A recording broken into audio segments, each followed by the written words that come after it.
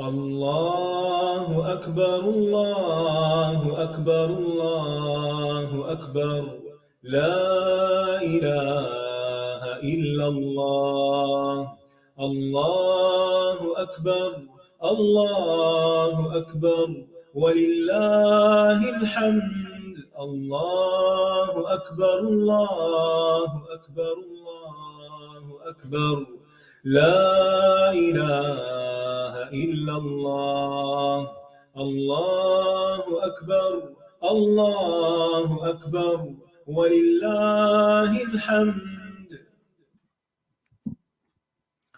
السلام علیکم ورحمۃ اللہ وبرکاتہ. کیا حال ہے سب کا؟ الحمدللہ. نحمده ونصلی علی رسولہ الکریم. اما بعد فاعوذ باللہ من الشیطان الرجیم. بسم اللہ الرحمن الرحیم. رب اشرح لی صدری ویسر لی امری واحلل عقدۃ من لسانی یفقہوا قولی. آج ہم انشاءاللہ سورۃ یاسین کی آیت نمبر 20 سے شروع کریں گے تفسیر. وجاء من أقصى المدينة رجل يسعى قال يا قوم اتبعوا المرسلين. اور شہر کے پرلے کنارے سے ایک شخص دوڑتا ہوا آیا، بولا اے میری قوم ان رسولوں کی پیروی کرو، اے میری قوم ان رسولوں کی پیروی کرو. جیسا کہ ہم جانتے ہیں کہ یہاں پر اللہ سبحانہ تعالیٰ ایک بستی والوں کا قصہ بیان کر رہے ہیں جن کے پاس 2 رسول بھیجے گئے تو انہوں نے دونوں کو جھٹلا دیا، تو اللہ سبحانہ تعالیٰ نے ان کے پاس پھر ایک تیسرا رسول بھیجا تو انہوں نے اس کو بھی جھٹلا دیا اور کہا کہ ہم تمہیں اپنے لیے منحوس سمجھتے ہیں اور اگر تم باز نہ آئے تو ہم تمہیں سنسار کریں گے اور اپنی بستی سے باہر نکال دیں گے. ساری بستی والوں نے انکار کیا جن کے پاس براہ راست رسول بھیجے گئے تھے، لیکن بستی کے آخری کنارے پر دور دراز جگہ پر ایک ایسا شخص تھا جس تک پیغام پہنچا اور اسے یہ بھی معلوم ہوا کہ پیغمبروں کو قتل کی دھمکیاں دی جا رہی ہیں، تو وہ دوڑتا ہوا آیا، جلدی سے آیا کہ کہیں ایسا نہ ہو کہ میرے پہنچنے سے پہلے، میری نصیحت کرنے سے پہلے یہ لوگ پیغمبروں کو قتل ہی نہ کر دیں. تو آ کر اپنی قوم کو سمجھانے لگا. تو فرمایا کہ وَجَاءَ مِنْ أَقْصَى الْمَدِينَةِ رَجُلٌ يَسْعَىٰ. وَجَاءَ اور آ گیا من اقصى المدینۃ. اقصا، اقصا کہتے ہیں دور کی جگہ کو، جیسے مسجد اقصا. المدینہ اس شہر کے. پہلے قریہ کا لفظ تھا اور یہاں مدینہ کا لفظ ہے. آیت کے شروع میں آتا ہے وَاضْرِبْ لَهُمْ، یعنی قصے کے شروع میں آتا ہے وَاضْرِبْ لَهُمْ مَثَلًا أَصْحَابَ الْقَرْيَةِ، اور یہاں مدینہ کا لفظ آیا. تو قریہ کہتے ہیں عام طور پر بستی کو اور مدینہ کہتے ہیں شہر کو، لیکن بستی کو بھی قریہ کے علاوہ مدینہ کہا جا سکتا ہے. مکہ جو کہ ام القریٰ ہے اس کو اللہ سبحانہ تعالیٰ نے قریہ کہا ہے، جو کہ تمام بستیوں کا محور ہے. وَكَم مِّن قَرْيَةٍ هِيَ أَشَدُّ قُوَّةً مِّن قَرْيَتِكَ، سورۃ محمد میں آتا ہے. عام طور پر لوگ سمجھتے ہیں کہ قریہ شاید کسی چھوٹی بستی کو کہتے ہیں، چھوٹے سے قصبے کو کہتے ہیں، اور بعض سمجھتے ہیں کہ قریہ جو ہے وہ شہر بھی ہو سکتا ہے. قریہ کا لفظ جو ہے یہ قراء سے ہے. قراء کا مطلب ہوتا ہے جمع ہونا. تو اگر شہر بڑا ہو تو اس کو مدینہ کہا جاتا ہے، اور اگر شہر نسبتاً چھوٹا ہو تو اس کو قریہ کا نام دے دیا جاتا ہے.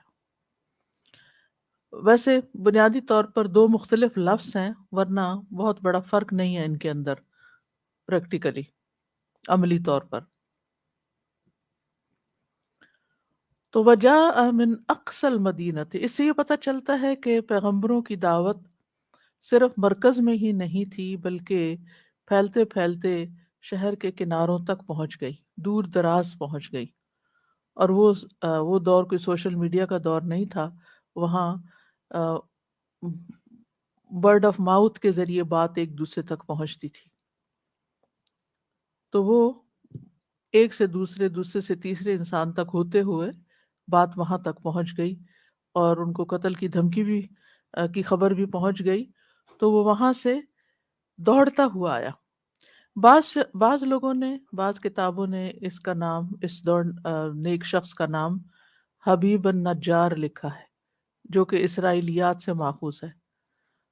اصل علم تو اللہ کے پاس ہے، لیکن جیسے کہ پچھلی دفعہ بھی بات ہوئی تھی کہ ہمیں اس سے غرض نہیں ہونی چاہیے کہ اس کا نام کیا تھا، یا وہ کپڑے کیسے پہنتا تھا، یا اس کی شکل کیسی تھی، یا رنگ کیسا تھا۔ یہ irrelevant باتیں ہیں۔ اصل چیز ہے اس کا کردار اور اس کا کام، اور نیکی کے کام میں اس کا جلدی کرنا۔ تو اس شخص نے بنیادی طور پر ایک برائی کو مٹانے کے لیے اور قوم کو سمجھانے کے لیے جو ہی اس تک بات پہنچی تو جلدی کی۔ بعض روایات میں یہ بھی آتا ہے کہ وہ شخص ویسے بیمار تھا، کمزور تھا، لیکن جو ہی اس تک یہ بات پہنچی تو اس نے نہ اپنی بیماری کو دیکھا اور نہ کمزوری کو دیکھا، بلکہ نیکی کے کام میں دوڑ لگا دی۔ تو کیونکہ ایسے کام ہمتوں کی بلندی کے ساتھ ہوتے ہیں، عزائم کی پختگی کے ساتھ ہوتے ہیں، اور پھر نہ صرف یہ کہ دوڑتا ہوا وہاں تک آیا، بلکہ پوری قوت کے ساتھ حق کا اظہار بھی کیا۔ کیونکہ بعض لوگ ایسے ہی ہوتے ہیں کہ وہ صرف خبریں سنتے رہتے ہیں بیٹھ کے، فلاں اچھا کر رہا ہے، فلاں برا کر رہا ہے، لیکن اس سے آگے کچھ نہیں کرتے، اپنے گھروں میں ہی آرام سے بیٹھے رہتے ہیں۔ اس نے ایسا نہیں کیا۔ قال یا قوم اتبعوا المرسلین، لوگوں کے پاس پہنچا اور کہنے لگا اے میری قوم، اس سے پتہ چلتا ہے کہ وہ انہی کی قوم کا ایک شخص تھا، اے میری قوم رسولوں کی پیروی کر لو، رسولوں کی بات مان لو۔ یا قوم کہہ کر اس نے خیر خواہی کا اظہار کیا، ان کو اپنا کہا، اے میری قوم۔ یہ اصل میں تھا یا قومی، تو یا کی وجہ سے قومی۔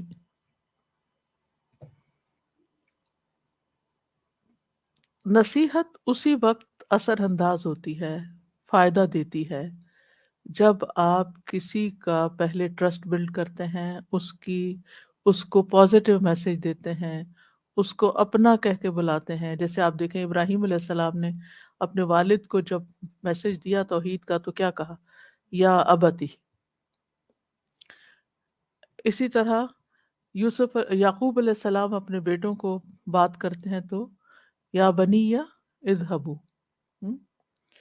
تو ہمیں بھی عام روزمرہ زندگی میں دوسرے لوگوں کے ساتھ، خاص طور پر جن کی تربیت ہمارے ذمہ ہو، یا جنہیں ہم نے کلمہ حق کہنا ہو، یا جنہیں کوئی نصیحت کرنی ہو، یا جنہیں کوئی خیر کی بات کرنی ہو، تو ان کے ساتھ پہلے ایک ریپو بلڈ کریں، ان کو کمفرٹیبل کریں، ان کو اپنا بنائیں، ان کی خیر خواہی کریں، اور پھر بات کریں۔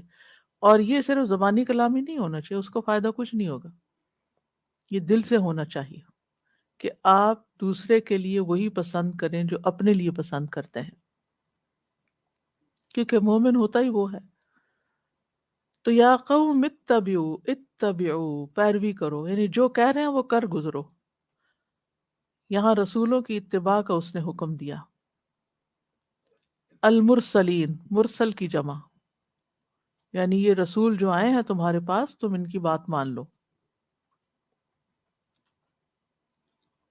تو اس شخص کی اس بات میں ہمارے لیے بہت بڑا سبق ہے کہ جب انسان کے پاس کوئی نیکی کا موقع ہو تو انسان جتنی جلدی ہو سکے اس کو اویل کر لے، اس سے پہلے کہ وہ اپرچونٹی چلی جائے۔ وہ موقع چلا جائے، سستی نہ کرے انسان۔ تو اس نے اپنی جان کی بھی پرواہ نہیں کی، اور اس کو معلوم تھا کہ ساری قوم خلاف ہے، ایک بھی میرا سپورٹر نہیں اس کام میں، قوم میں سے۔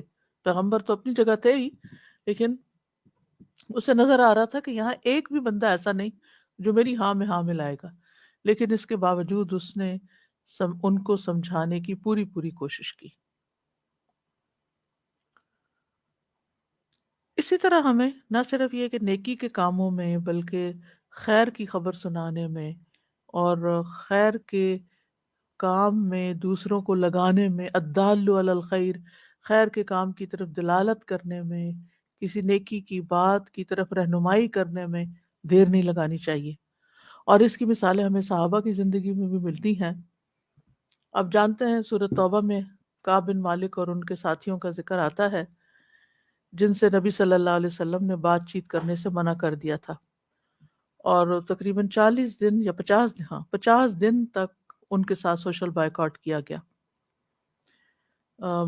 اور اس دوران کوئی شخص بھی ان سے ہم کلام نہ ہوا، حتیٰ کہ کعب بن مالک کہتے ہیں کہ میں اپنے چچا زاد ابو قتادہ کی دیوار پہ چڑھا، ان کو سلام کیا، لیکن اللہ کی قسم اس نے میرے سلام تک کا جواب نہیں دیا۔ پھر جب 50 راتیں پوری ہو گئیں اور اس صبح فجر کی نماز میں نے اپنے گھروں میں سے ایک مکان کی چھت پر پڑھی، اوپر پڑھی، تو میں نے ایک بلند آواز سے پکارنے والے کی آواز سنی جو کہہ رہا تھا، اے کعب بن مالک، خوشخبری ہو۔ پھر جب وہ میرے پاس پہنچا جس کی آواز میں نے سنی تھی، تو میں نے اس کے لیے اپنے کپڑے اتار کر اس کو پہنا دیے، یعنی وہ اچھے ہوں گے زیادہ۔ پھر میں چلا، حتیٰ کہ جب میں مسجد میں داخل ہوا تو رسول اللہ صلی اللہ علیہ وسلم تشریف فرما تھے، تو طلحہ بن عبید اللہ دوڑتے ہوئے میری طرف لپکے، حتیٰ کہ مجھ سے مصافحہ کیا اور مجھے مبارکباد پیش کی۔ یعنی اگر کوئی خوشی کا کسی کا موقع ہو تو اس میں بھی مبارک دینے میں دیر نہیں کرنی چاہیے۔ یعنی بعض اوقات وقت گزر جاتا ہے، تاخیر ہو جاتی ہے، اور پھر ہمیں یاد آتا ہے کہ اچھا چلو ہم بھی عید مبارک کہہ دیں دوسرے کو، یا اور کسی کی شادی کی مبارک دینی ہے، بچے کی ولادت کی مبارک، جو ہی پتہ چلے، یا کسی کے لیے دعا کرنی ہے تو دیر اینڈ دین فوری طور پر نیکی کا کام کر لیں، رکھ نہ چھوڑے، کیونکہ دیر کرنے میں ایک نقصان یہ ہوتا ہے کہ بندہ بعض اوقات بھول جاتا ہے۔ اسی طرح ایک اور موقع پر عمر بن خطاب کہتے ہیں کہ ایک مرتبہ رسول اللہ صلی اللہ علیہ وسلم کا گزر عبداللہ بن مسعود کے پاس سے ہوا، اور ابو بکر بھی آپ کے ساتھ تھے۔ عبداللہ بن مسعود اس وقت تلاوت کر رہے تھے، آپ ان کی قرات سننے کے لیے کھڑے ہو گئے۔ پھر عبداللہ نے رکوع کیا اور سجدہ کیا، تو رسول اللہ صلی اللہ علیہ وسلم نے فرمایا، مانگو تمہیں دیا جائے گا۔ یعنی جب تم ایک لمبی قرات کر کے اچھے سے رکوع سجدہ کرتے ہو تو سجدے میں دعا کرو، تمہاری قبول ہوگی۔ پھر اس کے بعد وہ کہتے ہیں کہ رسول اللہ صلی اللہ علیہ وسلم نے واپس جاتے ہوئے فرمایا کہ جو شخص قرآن کو اسی طرح تر و تازہ پڑھنا چاہے جیسے وہ نازل ہوا تھا، اسے چاہیے کہ وہ ابن ام عبد یعنی عبداللہ بن مسعود کی طرح پڑھے۔ حضرت عمر فرماتے ہیں، میں نے اپنے دل میں سوچا کہ رات کو ہی میں عبداللہ بن مسعود کو خوشخبری ضرور سناؤں گا جو رسول اللہ صلی اللہ علیہ وسلم نے دی ہے۔ وہ کہتے ہیں جب میں نے ان کا دروازہ کھٹکھٹایا، انہوں نے میری آواز سنی، تو انہوں نے کہا کہ رات کے وقت کیا چیز آپ کو یہاں لائی ہے؟ میں نے کہا کہ میں آپ کو خوشخبری سنانے آیا ہوں جو رسول اللہ صلی اللہ علیہ وسلم نے کہی تھی۔ انہوں نے کہا ابو بکر آپ پر سبقت لے جا چکے ہیں، یعنی وہ پہلے ہی آ کے مجھے خوشخبری سنا گئے۔ میں نے کہا اگر انہوں نے ایسا کیا ہے تو وہ نیکیوں میں بہت زیادہ آگے بڑھنے والے ہیں۔ میں نے جس معاملے میں بھی ان سے مسابقت کی کوشش کی، ہر اس معاملے میں ابو بکر سبقت لے گئے، آگے بڑھ گئے۔ اسی وجہ سے والسابقون الاولون میں وہ اول نمبر پر ہیں۔ شیطان انسان کا دشمن ہے اور وہ انسان کو نیکی کے کاموں میں پیچھے رکھتا ہے، تو اس کے لیے دعا بھی کرنی چاہیے کہ اللہ تعالیٰ ہم سے کسل یا سستی کو دور کر دے۔ اللہم انی، کم از کم دن کی ایک نماز کے بعد، فرض کے بعد ضرور پڑھنے کی کوشش کرے، اللہم انی اعوذ بک من الہم والحزن والعجز والکسل والجبن والبخل وغلبۃ الدین وقہر الرجال. بہت خوبصورت دعا ہے. اسی طرح اگر آپ نے کسی پروگرام کے بارے میں سنا ہے، کوئی لیکچر ہو رہا ہے، کوئی کورس شروع ہو رہا ہے، آپ خود کرنے جا رہے ہیں، آپ فوراً اپنی دوست کو بھی فون کریں، ان کو بھی بتائیں دیکھو میں یہ کر رہی ہوں تم بھی کرو. سبقت کریں اس سے پہلے کہ کوئی اور اسے بتائے، آپ بتائیں، جو کہ آپ نے بتا دیا اور جو کچھ وہ کرے گی اس کا سارا ثواب آپ کو جائے گا. تو دیر نہ کریے، ہمیں اپنی عملی زندگی میں یہ نقطہ اختیار کرنا ہے. بہرحال اس شخص نے، اس نیک بندے نے اپنی قوم کو سمجھایا اور کہا کہ اے میری قوم، رسولوں کی بات مان لو، ان کی پیروی کرو. نیکسٹ آیا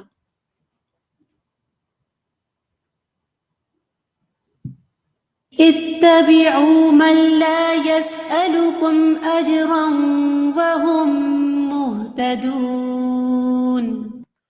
ان کی پیروی کرو جو تم سے کسی اجر کا سوال نہیں کرتے جبکہ وہ ہدایت یافتہ ہیں. یعنی پیغمبروں کی بات مان لو، ان کے کہنے پہ چلو، اور دیکھو کہ وہ تمہیں اپنے کسی دنیاوی فائدے کے لیے یہ بات نہیں کہہ رہے. یہ بات غور کرو، یعنی اگر وہ تمہیں دین کی طرف بلا رہے ہیں تو اس لیے نہیں بلا رہے ان کا کوئی ذاتی فائدہ ہے، کوئی ذاتی مطلب، کوئی مفاد ہے، کوئی اور دلچسپی ہے اندر چھپی ہوئی. نہ ہی تم سے اجرت طلب کر رہے ہیں، وہ تو سیدھے راستے پہ ہیں اور تمہیں بھی سیدھے راستے کی طرف بلا رہے ہیں. اتبعوا من لا یسألکم اجرا. اجر کا لفظ جو ہے ہر دنیاوی نفع پہ اس کا اطلاق ہوتا ہے. دنیاوی نفع، اجر، اجرت، جو اور وہ ہوتا ہے جو کسی محنت مزدوری کا حاصل ہوتا ہے. اس میں دولت، منصب، ریاست سب کچھ شامل ہے. یعنی اجر میں صرف پیسے نہیں ہوتے بلکہ کسی سے عزت چاہنا، کوئی عہدہ چاہنا، کوئی مال چاہنا، کوئی فیور چاہنا، یہ ساری چیزیں اس میں آ جاتی ہیں.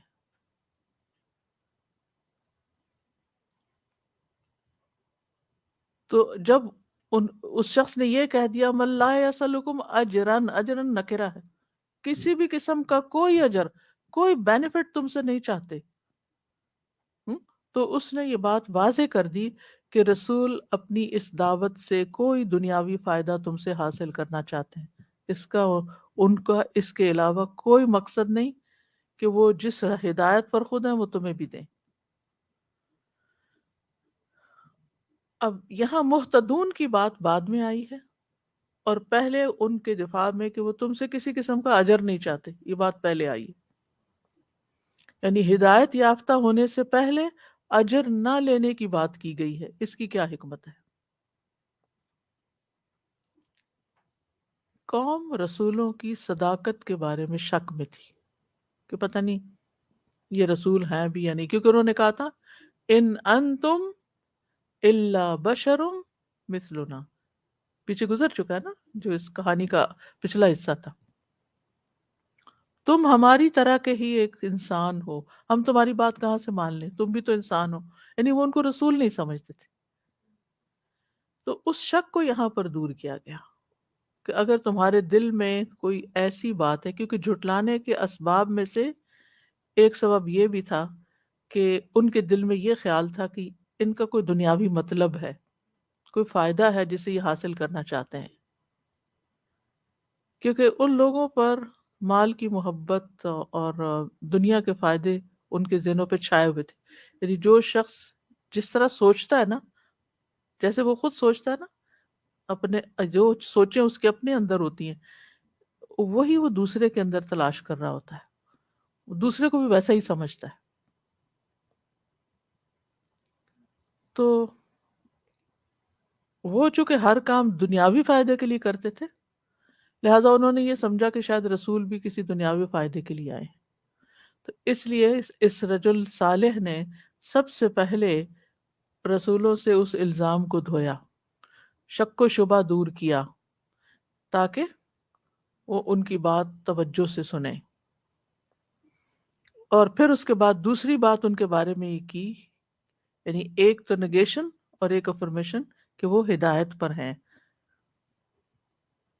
یعنی ان کا قول اور فعل اس بات کا گواہ ہے کہ وہ بے غرض لوگ ہیں، اور جو بات کہہ رہے ہیں وہ بالکل معقول بات ہے، صحیح بات ہے۔ تو یہاں انبیاء کی صداقت کے دو دلائل دیے گئے ہیں، ایک یہ کہ اجر نہیں مانگتے۔ علماء لکھتے ہیں کہ انبیاء کے بارے میں یہ گواہی قرآن نے تقریباً تمام پیغمبروں کے بارے میں دی ہے، سوائے دو پیغمبروں کے، ایک ہے ابراہیم علیہ السلام اور ایک ہے موسیٰ علیہ السلام۔ وہ کیوں؟ اس کی حکمت کیا ہے؟ وہ کہتے ہیں کہ ابراہیم علیہ السلام نے اپنے والد کو دین کی طرف بلایا تھا، اور وہ والد کو یہ نہیں کہہ سکتے تھے کہ میں تم سے کوئی اجر نہیں مانگتا، کیونکہ والدین سے تو انسان فیور لیتا ہی رہتا ہے، یعنی والدین تو بچے کے وجود کا سبب ہوتے ہیں، تو وہ اپنے باپ کو کیسے کہتے کہ میں تم سے کوئی اجر نہیں مانگتا، کیونکہ ساری زندگی یا جتنی بھی زندگی بچپن سے لے کے والد نے بہت کچھ، ہر باپ کرتا ہے سر، وہ انہی کی بات نہیں۔ اور موسیٰ علیہ السلام کی دعوت کس کی طرف تھی؟ فرعون کی طرف۔ وہ کیسے کہہ سکتے تھے میں تم سے کوئی اجر نہیں مانگتا، جبکہ وہ اس کے گھر میں پلے تھے؟ وہ ایک طرح سے باپ ہی کے، ان کی حضرت آسیہ نے کہا تھا نا، او نتخذہ ولدا، ہم اس کو اپنا بیٹا بنا لیتے ہیں، تو بیٹا ہی سمجھتے ہوں گے، اللہ عالم۔ تو ان کے منہ سے یہ الفاظ نہیں آتے، لیکن باقی آپ غور کریں گے کہ باقی پیغمبر جو ہیں ان کا ذکر جہاں آتا ہے، وہ ساتھ اپنی خود صداقت کے لیے اپنی بے غرض ہونے کی دلیل دیتے ہیں کہ ما اسألکم علیہ من اجر، میں اس پہ کوئی تو اجر نہیں تم سے مانگتا۔ پیغمبروں سے سب سے زیادہ فائدے کی جو چیز انسان کو ملتی ہے وہ ہدایت ہے، کہ وہ ہدایت پر ہوتے ہیں، اور ہدایت ملنا سب سے بڑا احسان ہے اللہ تعالیٰ کا، اور ان کا بھی سب سے بڑا احسان ہے، اور اس کے بدلے میں وہ کچھ مانگتے نہیں ہیں۔ سب سے بڑا احسان کر کے کچھ بھی نہیں مانگتے، جواب میں کوئی مطالبہ نہیں کرتے کسی قسم کا، سوائے اس کے کہ بات مان لو جو تمہارے ہی فائدے کی ہے۔ اور اس میں وہ واقعہ آپ کو یاد ہوگا کہ جب اللہ سبحانہ تعالیٰ نے رسول اللہ صلی اللہ علیہ وسلم کو غزوہ حنین میں غنیمت عطا فرمائی تھی، تو آپ نے لوگوں میں مال غنیمت تقسیم کیا، اور ان لوگوں میں تقسیم کیا جن کے دل اسلام پہ جمانے مقصود تھے، اور انصار کو کچھ نہ دیا، حالانکہ آپ سوچیں وہ مدینہ سے چلے تھے آپ کے ساتھ، انہیں کچھ نہیں دیا۔ تو انصار تھوڑے غمگین تھے، ان کے دل میں بات آ گئی کہ قربانیاں تو سب ہم نے کی ہیں، اور اب جب مال تقسیم ہو رہا ہے تو جو کل مسلمان ہوئے ہیں ان کو دیا جا رہا ہے۔ تو آپ نے ایک خطبہ دیا اور فرمایا، اے گروہ انصار، کیا میں نے تمہیں گمراہی میں نہیں پایا تھا کہ اللہ نے میری وجہ سے تمہیں سیدھی راہ دکھائی؟ تم ایک دوسرے سے جدا جدا تھے، اللہ نے تم میں میری وجہ سے الفت پیدا کی، تم محتاج تھے، اللہ نے تمہیں میری وجہ سے غنی کر دیا۔ آپ جب بھی کچھ فرماتے تو انصار کہتے کہ اللہ اور اس کے رسول کا احسان بہت زیادہ ہے۔ آپ نے فرمایا، تمہیں رسول اللہ صلی اللہ علیہ وسلم کو جواب دینے سے کس نے روک رکھا، یعنی چپ کیوں ہو؟ لیکن جب بھی آپ کوئی بات کہتے تو وہ کہتے کہ اللہ اور اس کے رسول کا احسان سب سے بڑا ہے۔ آپ نے فرمایا، اگر تم چاہو تو کہہ سکتے ہو کہ آپ ہمارے پاس ان حالات میں تشریف لائے، یعنی جب آپ کو ہماری ضرورت تھی۔ اور پھر فرمایا، کیا تم خوش نہیں ہو کہ لوگ بکریاں اور اونٹ لے جائیں اور تم اپنے گھروں میں اللہ کا نبی لے کے جاؤ؟ تو وہ خوش ہو گئے۔ یہ کتنا حکیمانہ انداز ہے بات کرنے کا، جواب دینے کا، کہ سب سے بڑی دولت کیا ہے؟ رسولوں سے ملنے والی ہدایت، یا ان کا ساتھ، ان کی کمپنی، انصار ہونے یا صحابہ ہونے کی سعادت، اس سے بڑی کوئی ہے ہی نہیں۔ تو بہرحال ہر نبی نے اپنی قوم کو نفع پہنچایا، اور جن لوگوں نے اس کو قبول کیا انہوں نے اس کو مانا بھی کہ یہ ہمارے لیے سب سے بڑا احسان ہے۔ اسی طرح ایک اور روایت میں آتا ہے رسول اللہ صحابہ کہتے ہیں رسول اللہ صلی اللہ علیہ وسلم نے ہمیں ہر اس کام سے منع کیا جو ہمارے لیے نفع بخشنا تھا، اور اللہ کے رسول صلی اللہ علیہ وسلم، لیکن اللہ اور اس کے رسول کی اطاعت ہمارے لیے زیادہ نفع بخش ہے۔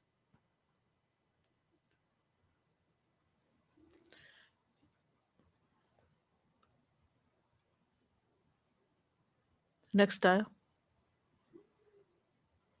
وما لي لا أعبد الذي فطرني وإليه ترجعون۔ اور کیا ہے مجھے کہ میں اللہ کی عبادت نہ کروں، اس اللہ کی جس نے مجھے پیدا کیا، اور تم سب بھی اسی کی طرف لوٹائے جاؤ گے، تم سب اسی کی طرف لوٹائے جاؤ گے۔ بہت ہی حکیمانہ اسلوب ہے دعوت دینے کا، کہ دیکھو میں نے پیغمبروں کی بات مان لی، اور پیغمبروں کی بات کیا تھی؟ توحید کی بات، کہ لا الہ الا اللہ کو، اللہ کو مان لو۔ تو کہتے کہ میں کیوں نہ اللہ کو مانوں، میں کیوں نہ اس کی عبادت کروں، کیوں نہ اللہ کے آگے جھکوں جس نے مجھے پیدا کیا۔ سب سے بڑا احسان تو اس کا ہے مجھ پر کہ اس نے مجھے زندگی بخشی۔ وَإِلَيْهِ تُرْجَعُونَ، اسی کی طرف تم لوٹائے جاؤ گے۔ یعنی تم یہ نہ سمجھو کہ اللہ نے ہمیں پیدا کر کے یوں ہی چھوڑ دیا ہے اور اب ہمارے پاس کوئی تعلق واسطہ نہیں کہ اب جو مرضی کریں ہم۔ تم چاہو یا نہ چاہو واپس جانا ہے اس کی طرف۔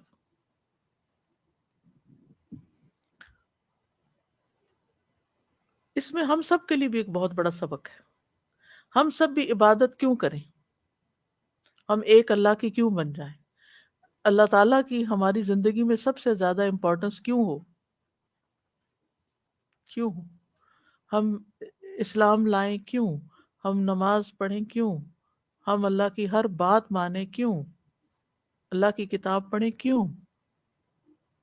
بچوں کو بھی یہ بتانے کی ضرورت ہے، جس کو بھی آپ دین کی دعوت دیں، جیسے یہ شخص دے رہا ہے اس کو، کہ کیوں کریں؟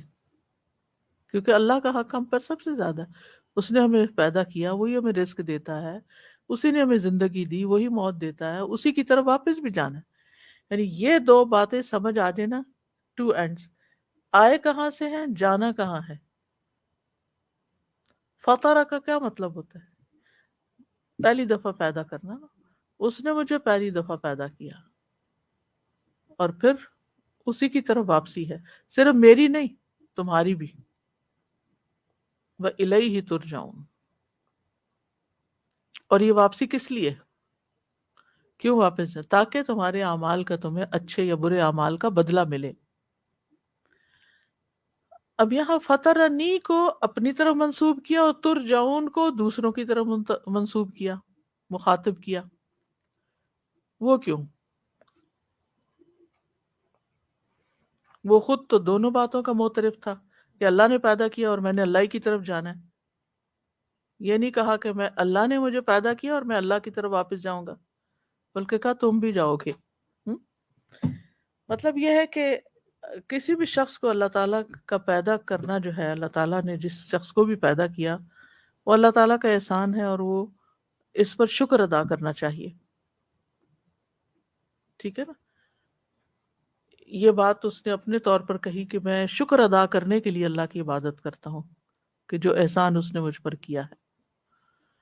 اور دوسری طرف وعید ہے، وَإِلَيْهِ تُرْجَعُونَ۔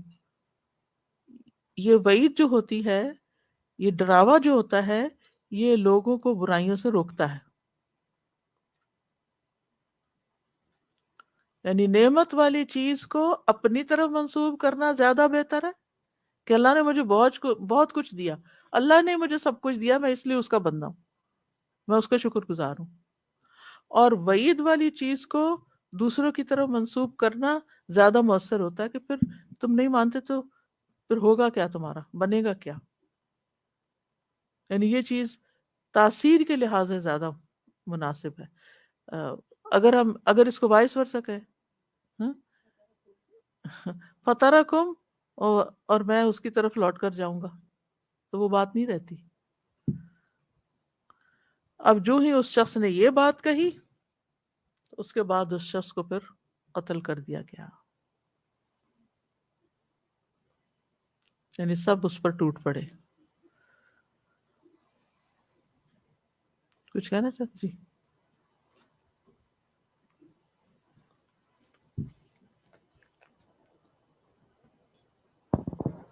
اگر ہم سوچیں تو ان چند لفظوں میں ایسے جیسے ہم ایک تمام مخاطب اور کال کرنے والا ایک سائیکل میں آ گئے، full circle.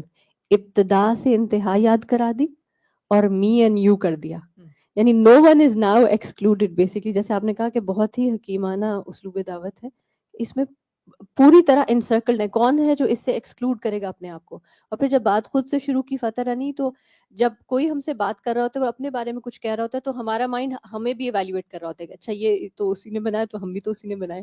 You know, you start off walking and thinking along. Exactly. بالکل.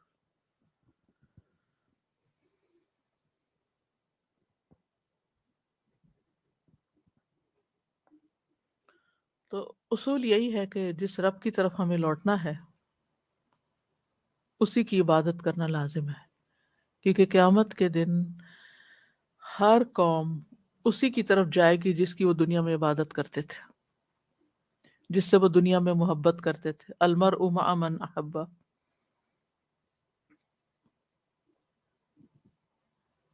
یعنی وہ ان چیزوں کی وہاں تشبیہ پیدا کر دی جائے گی اور وہ انہی کی طرف بھاگیں گے.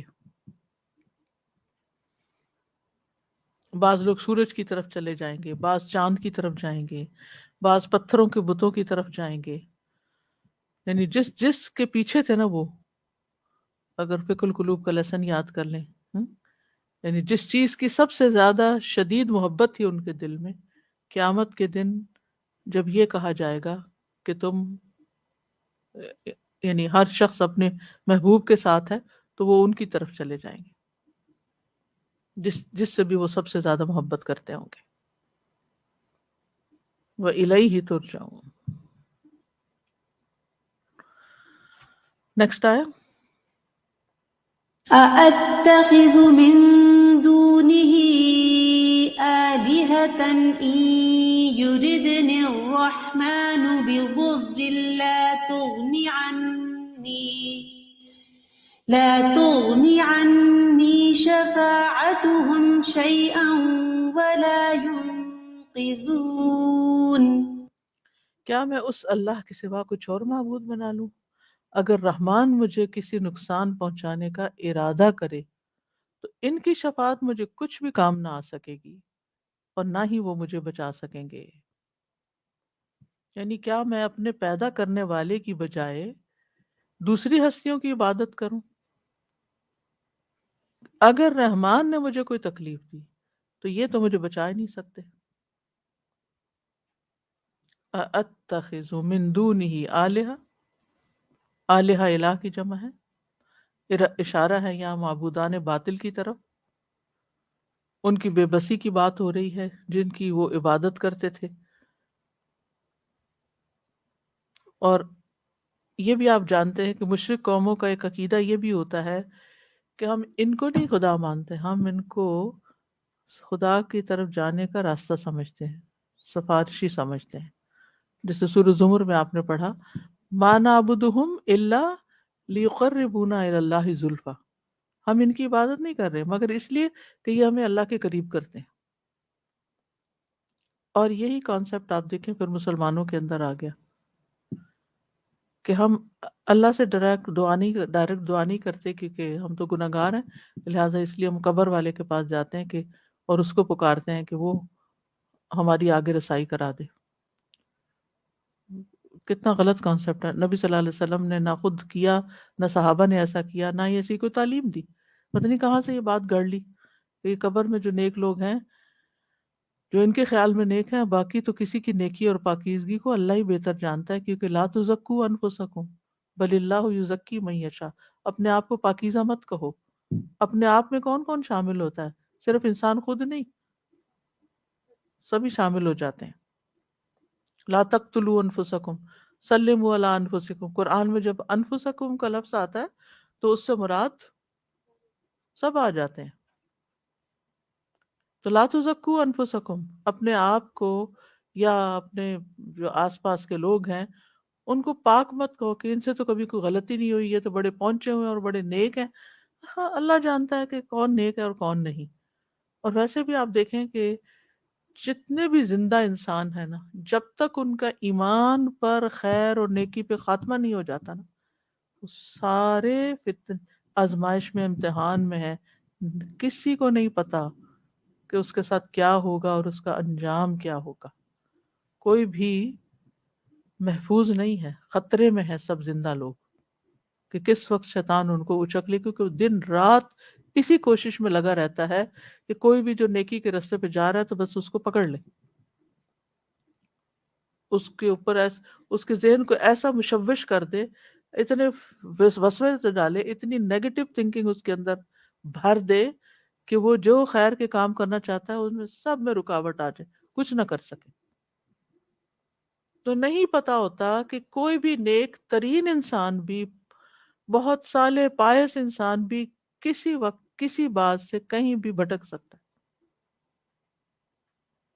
تو اس لیے کسی کو بھی ہم یہ نہیں کہہ سکتے کہ ان سے ہی ضرور دعا کرائیں گے تو تبھی کام چلے گا، ورنہ ہماری دعائیں تو سنی نہیں جاتی. واسطہ، وسیلہ، سفارش، یہ اس کانسیپٹ کے تحت لوگ ہر زمانے میں شرک تک پہنچتے چلے گئے. یعنی پھر وہ اللہ کو تو بھول جاتے ہیں کہ ان کی دعا قبول اللہ نے کی تھی، اور ہمیں تو ہمارے پاس گارنٹی نہیں کہ ان کی دعا قبول ہوئی ہے، ہم خود کر رہے تھے یا ہماری والدین کر رہے تھے، کوئی بہن بھائی کر رہے، کس کی قبولی کیا کبھی کسی کو پتہ چلا؟ کوئی یقینی طور پہ یہ کہہ سکتا ہے کہ اس کی دعا سے ہی میرا کام آسان ہوا؟ اور یہ کہنا بھی نہیں چاہیے، کیونکہ ہمیں نہیں پتا کس کی دعا لگی، ہمارے پاس کوئی گارنٹی نہیں. تو اگر ہمیں پتہ ہی نہیں ہے نہ کسی کی نیکی کا کہ اس کا دل کیسا ہے، وہ کوئی نیک کام کیوں کر رہا ہے، ہمیں خبر ہے؟ مثلا میں اس وقت پڑھا رہی ہوں آپ کو کچھ پتہ ہے میرے دل میں کیا ہے، میں کیوں پڑھا رہی ہوں؟ آپ بیٹھے ہوئے، مجھے کوئی خبر ہے کہ آپ کیوں آ کے بیٹھے ہوئے؟ کسی کو نہیں پتا، یہ صرف اللہ جانتا ہے. ہم کسی کو مثلا کوئی نیکی کا، کسی کی کوئی مدد کرتے ہیں، بظاہر ایسے لگ رہا ہوتا ہے ہم بڑا اچھا کام کریں. کبھی اپنا بھی ہم محاسبہ کر کے دیکھیں کیوں مدد کر رہے ہیں.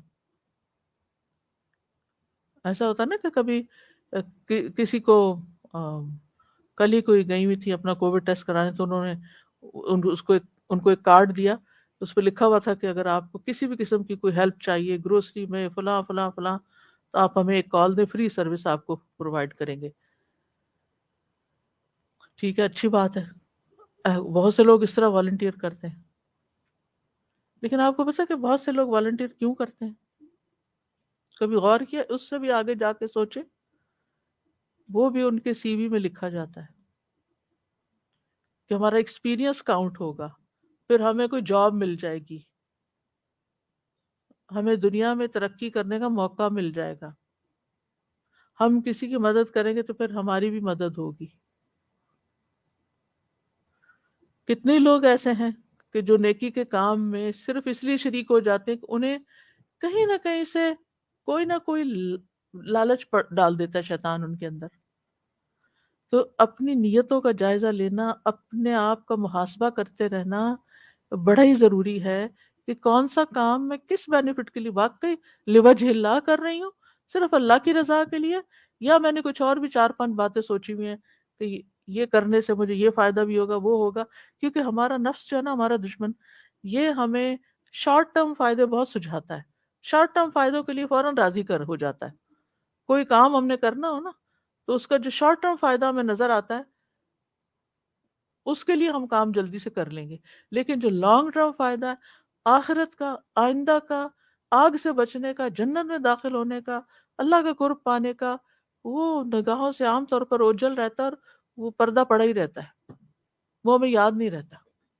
اس لیے ہم وہ کام جلدی سلیکٹ کر لیتے، سوٹ کر جاتے ہیں ہمیں، جن میں ہمیں کوئی فائدہ نظر آتا ہے یا جن میں ہمارے نفس کی کوئی خواہش پوری ہوتی ہے، اور جہاں نہیں ہوتی وہ چاہے کتنا بھی بڑا نیکی کا کام ہو وہ ہمارا پیچھے ہی رہ جاتا ہے۔ اس پر ہمیں، ہم سب کو، مجھے بھی آپ کو بھی اپنا محاسبہ کرتے رہنا چاہیے، کرتے رہنا چاہیے، کرتے رہنا چاہیے۔ چلے عمرے پہ چلتے ہیں کیونکہ تھوڑی واک بھی ہو جائے گی، اور تھوڑا زمزم پیئیں گے تو صحت بھی ہو جائے گی، تو تھوڑا کچھ دعائیں بھی قبول ہو جائیں گی۔ بھی اللہ کی رضا کہاں گئی؟ وہ کیوں نہیں بات کرتے؟ صرف شارٹ ٹرم چھوٹے چھوٹے چھوٹے چھوٹے فائدے ہم سوچتے رہتے ہیں، اور انہی کے لیے ہم نیکی کے بڑے بڑے کام کرتے رہتے ہیں، اور اس کے عوض میں چھوٹی سی بس جزا کے متوقع ہوتے ہیں۔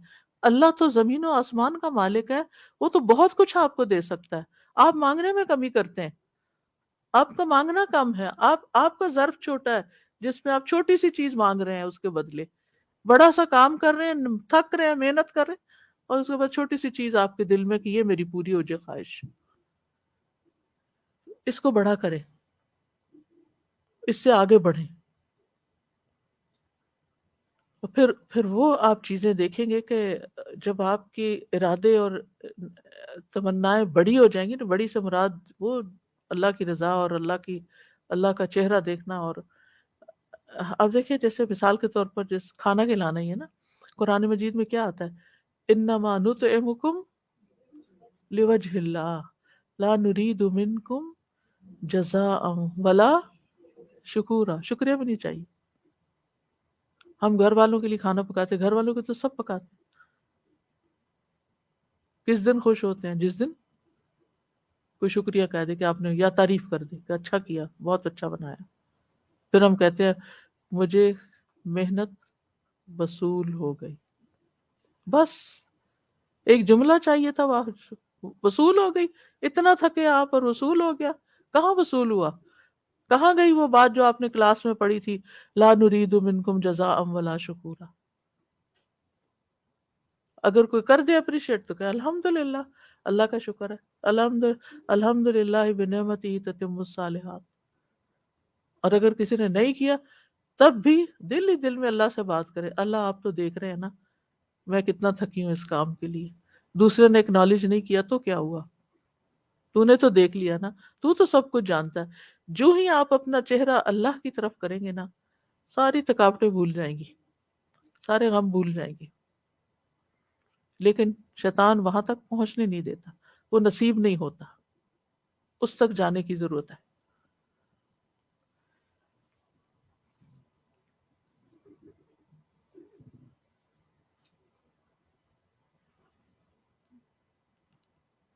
اب بھی آپ دیکھیں مثال کے طور پر بہت سی مساجد، اگر کہیں کھانا مل رہا ہو اور ساتھ درس ہو نا، وہاں حاضری زیادہ ہوگی، بلیو می۔ اور جہاں خالی درس ہو وہاں کم ہوگی، چاہے کتنا ہی کوئی قیمتی بات آپ کو سننے اور سیکھنے کو ملے کہ پوری زندگی بدل جائے۔ ان نیتوں کو بھی درست کرنے کی ضرورت ہے کہ کیا گھر میں کھانا نہیں ملتا؟ یہاں کون ہے جس کے پاس نہ ہوگا، لیکن اس نیت سے کہیں سے جانا کہ چلو ایک چائے کا کپ مل جائے گا نا، انجوائے کریں گے۔ رمضان میں بھی آپ دیکھیں جس دن جہاں افطاری ہوتی ہے وہاں بھرپور لوگ ہوتے ہیں، اور وہ افطاری کر کے چلے بھی جاتے ہیں، تراویح تک بھی نہیں رکتے بعض اوقات۔ بس اتنا مقصد وہ پورا ہو گیا، بس چلو مسجد کی زیارت ہو گئی۔ یہ مسجد جانا تھوڑی ہے۔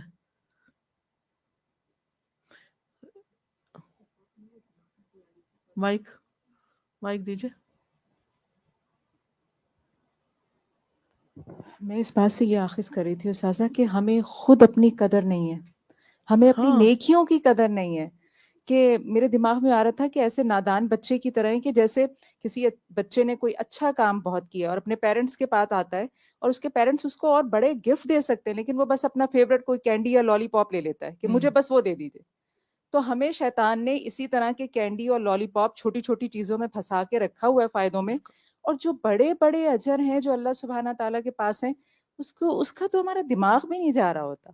اب اسی سلسلے میں ساتھ جیسے مجھے ہوتا ہے کہ بعض اوقات اگر اللہ توفیق دیتا ہے، کسی کی طبیعت پڑوس میں خراب ہے یا کچھ اور ایسا سلسلہ ہے کھانا بھیجنے کا، اب میرے دماغ میں خود بخود آتا ہے اگر چاول یا کوئی ایسی چیز میں بھیجتی ہوں نا تو میں کہتی ہوں اللہ تعالیٰ ایک ایک دانے کے بدلے میں، کہ چاول کی ایک پلیٹ میں کتنے دانے ہوتے ہیں، اللہ تعالیٰ اس کے ایک ایک دانے کے بدلے میں مجھے اجر دیجیے گا.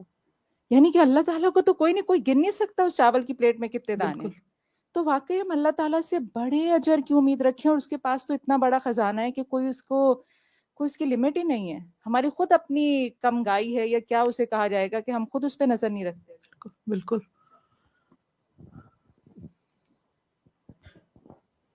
سازا جی یہاں پر ایک اور طریقہ بھی ان کی بات کرنے کا سمجھ آ رہا تھا، دا وے ریٹوریکل کوشچن کیسے کر رہے ہیں کہ ہر چیز کو کوشچن کر کے پھر آپ کا دماغ چلنے لگتا ہے. جب تک استاد جو ہے وہ بچوں سے صرف بتاتا ہی رہتا ہے تو بچے سنتے ہی رہتے ہیں، then they lose the interest.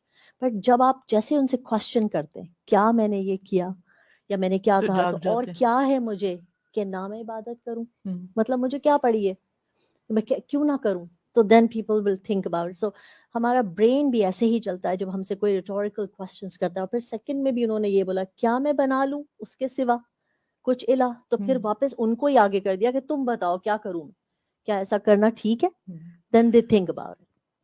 یعنی ان کو سچوایا، صرف باز نہیں کیا بلکہ لاجیکل بات کی. بالکل.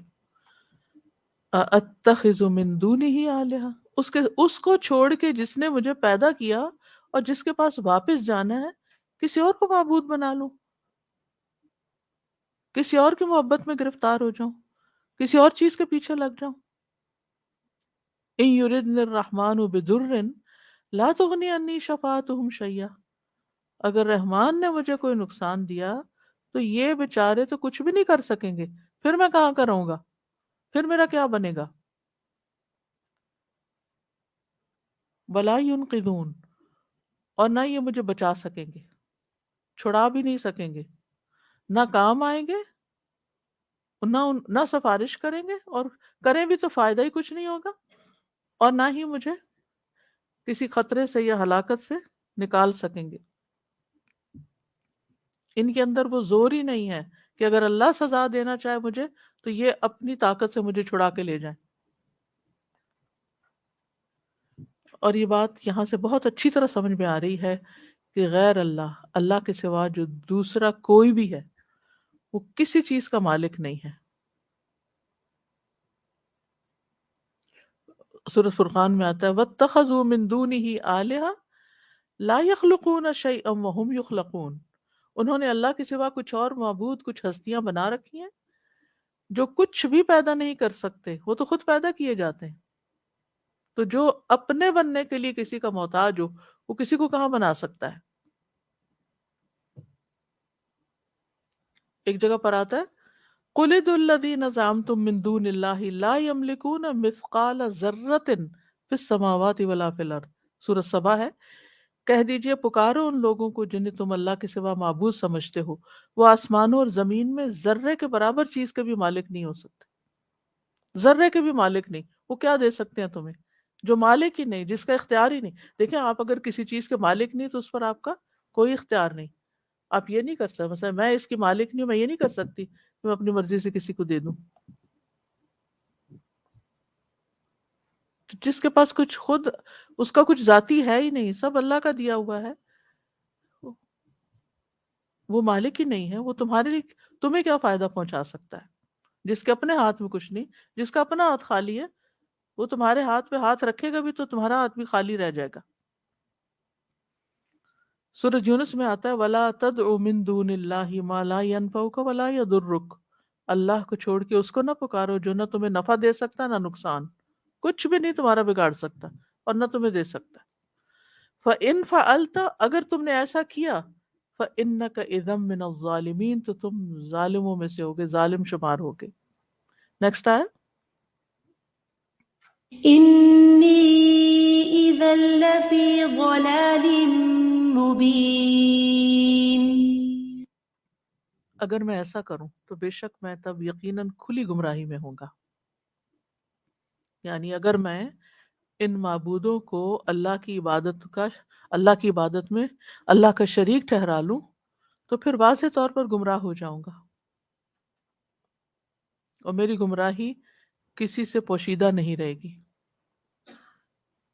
تو اس میں آپ دیکھیں کہ اس شخص نے اپنی قوم کو بہت ہی مختصر انداز میں، بہت جامع انداز میں، بہترین طریقے سے بات سمجھا دی. اور پھر آپ دیکھیں کہ جب بات کی تو اس میں رسولوں کا دفاع کیا پہلے، کہ رسول جو تعلیم پیش کرتے ہیں پہلے خود اس پہ عمل پیرا ہوتے ہیں، تم سے کچھ معاوضہ نہیں طلب کرتے. پھر اپنے آپ کو پیش کیا، اپنی مثال دے کے بات کی کہ جس نے مجھے پیدا کیا میں اس کو کیوں چھوڑ کے کسی اور کی طرف جاؤں. پھر لوگوں کو ان کے انجام کے متعلق خبردار کیا کہ ایک دن تم نے بھی مرنا ہے، واپس اسی کے پاس جانا ہے، کیا منہ لے کے جاؤ گے، کیا جواب دو گے. اور پھر یہ کہ میں کسی ایسے مشکل کشا کا قائل نہیں ہوں کہ جو مجھے اللہ سے چھڑا نہیں سکتا، کیونکہ اصل طاقت تو اللہ کی ہے، ان کا اللہ کے ہاں کوئی زور نہیں ہے. نیکسٹ آیا. إني آمنت بربكم فاسمعون.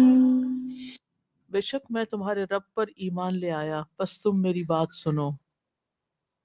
یہاں پھر حکمت تبلیغ کا ایک بہترین نقطہ پوشیدہ ہے. اس نے یہ کہہ کے لوگوں کو احساس دلایا کہ جس رب پر میں ایمان لایا ہوں وہ صرف میرا رب نہیں، تمہارا بھی ہے.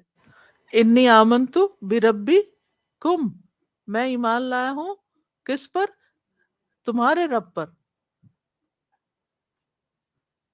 اس پر میں ایمان لا کے غلطی نہیں کر رہا، بلکہ تم غلطی کر رہے ہو کہ اپنے رب کو پہچان نہیں رہے. انی آمنت بربکم فاسمعونی، بس میری بات سن لو. یعنی جو میں کہہ رہا ہوں اس کو سمجھنے کی کوشش کرو.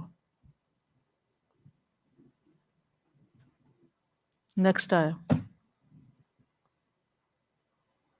قيل ادخل الجنة قال يا ليت قومي يعلمون. اس سے کہا گیا جنت میں داخل ہو جاؤ. اس پر اس نے کہا ہے کاش میری قوم کے لوگ بھی جان لیتے. بس اس سے آگے وہ کچھ نہیں کہہ سکا اور قوم کچھ سن نہیں سکی. تو کیا ہوا؟ مار دیا، اس کو شہید کر دیا. اور جو ہی وہ شہید ہوا جنت میں پہنچ گیا. جیسا کہ ہم جانتے ہیں کہ شہداء کی روحیں جو ہیں جنت میں لے جائی جاتی ہیں، اور جنت کی قندیلوں میں پرندوں کی شکل میں ہوتی ہیں. جنت کے میوے کھاتی ہیں اور پھر ان قندیلوں پہ بیٹھ جاتے ہیں. اب آپ دیکھیں حیرانی ہوتی ہے نا کہ ایک بستی ہے، 3 پیغمبر ایک وقت میں لوگوں کو سمجھا رہے ہیں مختلف طریقے سے، کوئی سمجھ کے نہیں دے رہا. اور دور پار بیٹھا ایک شخص سمجھ جاتا ہے. قسمت کی بات ہے نا، اللہ جس کے لیے ہدایت چاہے، اور وہ کس کے لیے چاہتا ہے؟ جس کے اندر کوئی خیر پاتا ہے اس کو وہ رستہ دکھا دیتا ہے. یہاں پر اگر وہ شخص، آپ تھوڑی دیر کے لیے سوچیے، اگر وہ شخص وہاں سے نہ اٹھتا، آ کے امر بالمعروف اور نہی عن المنکر نہ کرتا، تو عذاب تو آنا ہی تھا اس قوم پر. کیونکہ انہوں نے کہا تھا کہ اگر پیغمبر باز نہیں آئے تو ہمیں پتھر مار مار کے ہلاک کر دیں. اور اگر یہ اس میں کامیاب ہو جاتے تو پھر کیا ہوتا؟ عذاب آتا. لیکن اس شخص کی قسمت میں جنت تھی اور وہ پہنچ گیا پہلے. اس نے اپنا فریضہ ادا کیا. اب ختم ہونا ہے، پوری قوم نے ہونا ہے، اس نے بھی ساتھ ہی ہو جانا تھا، لیکن یہ بچا لیا گیا. یہ کہاں پہنچا اور باقی قوم کہاں پہنچی؟ نیکی کا ایک موقع ہاتھ آیا تھا نا، کر گیا. تو کبھی بھی نیکی کا کوئی موقع ہو جانے نہ دے. کوئی پتہ نہیں وہ آخری نیکی ہو ہماری زندگی کی اور وہی ہماری بخشش کا ذریعہ بن جائے. امام ابو حنیفہ کے بارے میں آتا ہے کہ ان کے شاید شاگرد تھے، ظفر ان کا نام تھا. تو انہوں نے اپنی زندگی کے آخری 2 سالوں میں قرآن حفظ کر لیا. فوت ہو گئے تو انہوں نے خواب میں دیکھا، پوچھا کیا حال ہے تمہارا؟ کہا اگر یہ آخری 2 سال نہ ملتے تو ظفر ہلاک ہو جاتا. بعض اوقات ہم اپنی زندگی کی بڑی بڑی نیکیوں کو یہ سمجھتے ہیں کہ یہ نیکی میرے کام آ جائے گی، وہ آ جائے گی. ہمیں نہیں پتا ہوتا کہ کون سی نیکی کام آ جائے گی. کچھ بھی کر لے نا، اپنی نیکیوں کو تھوڑا ہی سمجھیں کہ ابھی پلے کچھ نہیں. جس دن غرور اور تکبر آ گیا نا کہ بہت کچھ کر لیا، وہیں پر پروگرس رک جائے گی. حریص ہو، یہ بھی کر لیں، اگر یہ موقع ملتا ہے یہ بھی کر لیں، تھوڑا سا وقت یہاں سے اسکویز کر کے اس خیر کے لیے اپنا وقت نکال لیں. اس کی برکتیں اللہ تعالیٰ دنیا میں بھی عطا کرے گا اور آخرت میں تو اللہ کا وعدہ ہے. اب یہاں آپ دیکھیے کہ اس شخص کو پیغمبروں کی بات سمجھ آ گئی، یہ اٹھا، دور دراز سے ان لوگوں کے پاس آیا اور سمجھانے کی کوشش کی، لوگوں نے سمجھا ہی نہیں. اور اس کو پتا تھا کہ جو لوگ، آپ دیکھیے بعض اوقات ہم اس لیے نہیں کسی کو کہتے، ہم کہتے ہیں بڑے بڑے لوگ موجود ہیں، ان کی کوئی نہیں سن رہا، ہماری کون سنے گا، کہتے ہیں نا. کتنا بڑا عذر لے لیتے ہیں، ایکسکیوز لے لیتے ہیں نا. بعض اوقات ہمیں ایک بات سمجھ میں آ رہی ہوتی ہے کہ اگر ہم کر دیں تو دوسرے کو بات سمجھ میں آ جائے گی، لیکن ہم کہتے ہیں اب یہ بڑے ہیں نا، بس ہو گئی بات، اگر انہیں سمجھ نہ ہوتا سمجھ جاتے. نہیں، وہ سمجھا رہے ہیں، وہ اپنا کام کر رہے ہیں، جو میرا فریضہ وہ نہیں ختم ہوا. اگر اللہ نے کوئی بات میرے دل میں ڈالی ہے یا میرے پاس کوئی ہمت طاقت ہے، مجھے وہ استعمال کر لینی چاہیے خیر کے لیے، بھلے کوئی نہ مانے. اور جو قوم پیغمبروں سے نہیں مان رہی تھی، اس شخص کو پتا تھا کہ انہوں نے میری بات بھی نہیں ماننی، لیکن پھر بھی وہ دور دراز سے آیا اور اپنا کام کر گیا. اور جانا تو دنیا سے ہر ایک نے ہے، کون بیٹھا رہے گا، وہ کہاں پہنچ گیا اور قوم کہاں جا رہی ہے. لیکن اس شخص کے اللہ نے سوال پہلے بھی اٹھا تھا نا کہ آخر سب میں سے اسی کو توفیق کیوں ملی کہ وہ وہاں پہنچے اور یہ بات کرے؟ اس خیر خواہی کی بنا پر جو اس کے دل کے اندر سچی تھی دوسروں کی بھلائی کی. قیل ادخل الجنت قال یا لیت قومی یعلمون، اس سے کہا گیا جنت میں داخل ہو جائے، اس نے کہا کاش میری قوم کے لوگ بھی جان لیتے کہ اللہ نے مجھے کس لیے بخش دیا اور میری کتنی عزت کی. اگلی آیت میں جیسا کہ آتا ہے، مرنے کے بعد بھی لوگوں نے قتل کر دیا. بعض روایات میں لکھا ہوا ہے کہ لوگوں نے اس کو اس بری طرح مارا کہ اس کے اوپر چڑھ گئے اور اس کے اوپر کودے اور اس کے پیٹ سے انتڑیاں باہر نکل آئیں اور بہت اذیت دے کے مارا. لیکن انجام کیسا ہوا؟ اسے کہا کہ ڈائریکٹ جنت میں، بغیر کسی حساب کتاب کے، کیونکہ شہید کا حساب نہیں ہوتا نا. قیل ادخل الجنہ، جنت میں پہنچا ہوا ہے انجوائے کرنے کے لیے، لیکن وہاں پہنچ کر بھی کس کی فکر کر رہا ہے؟ اپنی قوم کی، وہ قوم جس نے مار دیا تھا. ایسی خیرخواہی بھی کسی کے اندر ہوتی ہے کہ جو آپ کو قتل کر دے، آپ اس کا بھلا سوچنا شروع کر دیں. کاش ان کو پتا چل جائے، کاش انہیں علم ہو جائے کہ میری بخشش کس بات پہ ہوئی، کاش وہ بھی اس چیز کو لے لیں اور ان کی بھی بخشش ہو جائے. یعنی وہ خیر جو اپنے لیے چاہتا ہے انسان، وہ دوسروں کے لیے بھی چاہے. یہ ایک ایسی کوالٹی ہے کہ انسان دوسروں کے لیے وہی چاہے جو اپنے لیے چاہتا ہے، جب کوئی بھی نہ دیکھ رہا ہو، کسی کو نہ پتا ہو اور کسی کو بتانے کی ضرورت بھی نہیں ہوتی. مثال کے طور پر آپ گھر میں مثلا پانی ہی پور کر کے رکھ رہے ہیں نا، اور آپ دیکھتے کہ یہ گلاس زیادہ صاف ہے اور یہ کم صاف ہے نا. ایک گلاس آپ نے اپنے آگے رکھنا ہے اور ایک اپنے ہسبینڈ کے آگے رکھنا ہے. کون سا کہاں رکھیں گے؟ وہ نہیں نوٹس کر رہے کہ جی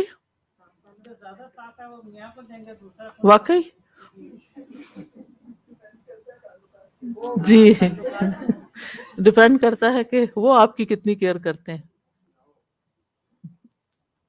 نہیں، مطلب یہ ہے کہ یہ باریک چیزیں ہوتی ہیں جو صرف ہم ہی جانتے ہوتے ہیں کہ کیا واقعی ہم دوسرے کے لیے وہ چیز پسند کر رہے ہیں جو ہمیں اپنے لیے پسند ہے. کیا ہمارا دل چاہ رہا ہے کہ ہم زیادہ صاف میں پانی پیئیں؟ نہیں، یہ ان کے لیے رکھ رہی ہوں کیونکہ یہ میں اپنے لیے چاہ رہی تھی، یہ میں اپنے لیے چاہ رہی تھی، لہٰذا مجھے یہ دوسرے کے آگے کرنا ہے جو میں اپنے لیے چاہ رہی تھی. اور کوئی بات نہیں، باہر سے ہی ہاتھ لگا ہوا نا، زیادہ چمک نہیں رہا، خیر ہے، اندر کا پانی تو میں نہیں بھرا نا، مجھے پتا ہے صاف ہے. تو اتنی چھوٹی چھوٹی یہ تقویٰ ہوتا ہے نا، اتنی چھوٹی چھوٹی چیزوں پہ ہمیں الرٹ کرتا ہے کہ کیا کرنا ہے، کس کے لیے کیا کرنا ہے، کون دیکھ رہا ہے، جیسا بھی برتن ہے ڈالو اس میں، کھلاؤ دوسروں کو.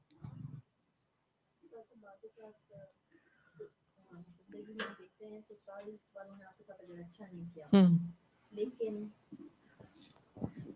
جی سازا، ہم دیکھتے ہیں کہ اکثر یہ ہو جاتا ہے کہ لڑکی کہہ رہی ہے میرے ساتھ بہت برا ہوا، مطلب بہت سال برے گزرے سسرال کے ساتھ، لیکن کیا ہوتا ہے کہ جب بھی شاپنگ پہ جائے گی یا پھر کچھ بات ہوگی اور باتوں باتوں میں جب اس سے سنا ہوتا ہے کہ میری مدر ان لا کو یہ پسند ہے یا ان کو یہ جوتا ٹھیک رہتا ہے، شی ول بائی اٹ. اس کا دل کرتا ہے کہ وہ لے لے، سب کا نہیں، some people are like that. تو آئی مین وہ لیتے، حالانکہ اسے کوئی نہیں دیکھ رہا ہوتا، نہ ہی اس کی ساس کو پتا ہے کہ آج یہ نہ شاپنگ میاں پہ کو گئی ہے، پتا ہے، اور ملک بھی دوسرا کیونکہ ہے. بعض اوقات بیویاں اس لیے میاں کے سامنے کرتی ہیں کیونکہ بچے کے دل میں ماں کی محبت تو ہر ہاں، صورت ہے، نہیں تو ہر عورت کو اس کو پتا ہے کہ جیتنے کے لیے میں کرتی. جتنا بھی اس کو جیت لوں، لیکن کیونکہ وہ ایک ایسا تعلق ہے نا ماں اور بیٹے کا کہ جو ختم نہیں ہو سکتا. اور میں نے آپ کو شاید پہلے بھی بتایا تھا کہ ریسرچ ایک آئی ہے جس میں ہے کہ بچہ جب پیدا بھی ہو جاتا ہے نا تو بھی اس کے کچھ سیلز ماں کے اندر رہ جاتے ہیں، یعنی وہ ماں کے جسم کا ایک حصہ ہی ہوتا ہے. ہم؟ تو وہ کنیکشن نہیں ختم ہو سکتا، چاہے دوریاں بھی آ جائیں، کچھ بھی ہو جائے. لیکن نہ بھی اگر پتا چلے بیٹے کو، ہم، اور پھر بھی اگر وہ کر رہی ہے for just the sake of اللہ، کہ شاید اس کے دل میں میرے لیے اب پھر اس کا محبت آ ریوارڈ جائے. کس نے دینا ہے؟ اللہ نے دینا، اور یہ اللہ نے دیتا دینا ہے اللہ، اور یہ پھر اللہ بے دیتا ہے. شک دیتا. وہاں سے جہاں سے آپ سوچ بھی، جو کہ تقویٰ جو ہے نا مسائل کا حل ہے. سورۃ طلاق میں آتا ہے نا وَمَن يَتَّقِ اللَّهَ يَجْعَل لَّهُ مَخْرَجًا وَيَرْزُقْهُ مِنْ حَيْثُ لَا يَحْتَسِبُ.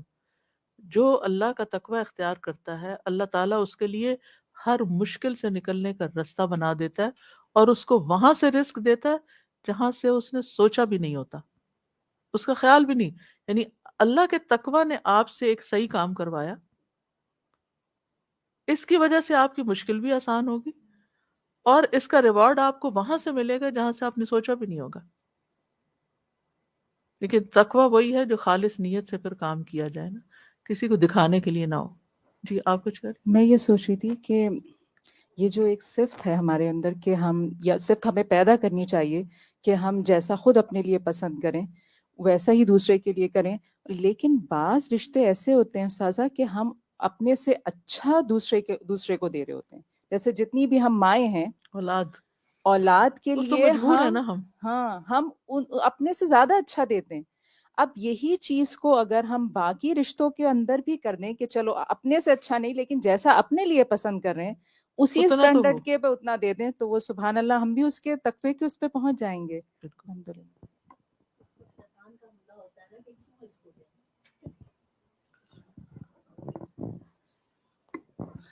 جی میں یہ سوچ رہی تھی کہ یہ شخص اتنی دور سے آیا اور اس نے ایک بات پہنچائی. ہم کلاس سے جا کے کتنی خیر خواہی کرتے ہیں اپنے بچوں کے لیے کہ ہم کتنا اپنے اس لیسن کو جا کے شیئر کرتے ہیں.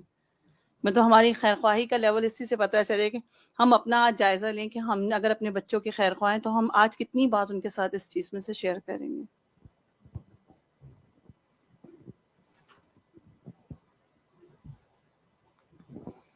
السلام علیکم سازا جی.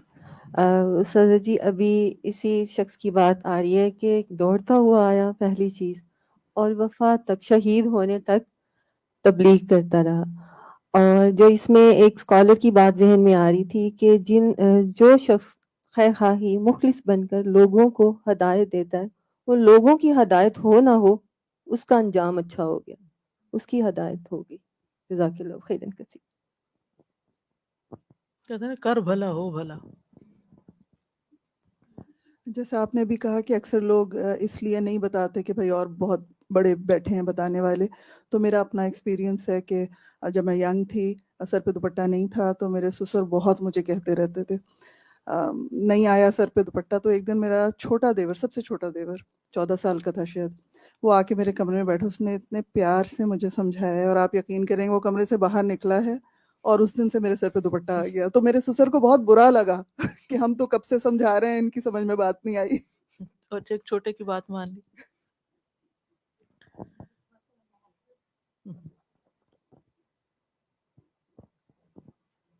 السلام علیکم ورحمۃ اللہ وبرکاتہ۔ وعلیکم السلام۔ مجھے مطلب اپنے فیملی کا ایکسپیرینس ہے کہ بیٹا کہتا ہے ماما کب جائیں گے الہدا، کیونکہ آپ کا اخلاق اچھا ہو جاتا ہے۔ واپس آتی ہیں استاذہ تیمیہ آپ سے مل کے، تو ماما الہدا جائیں۔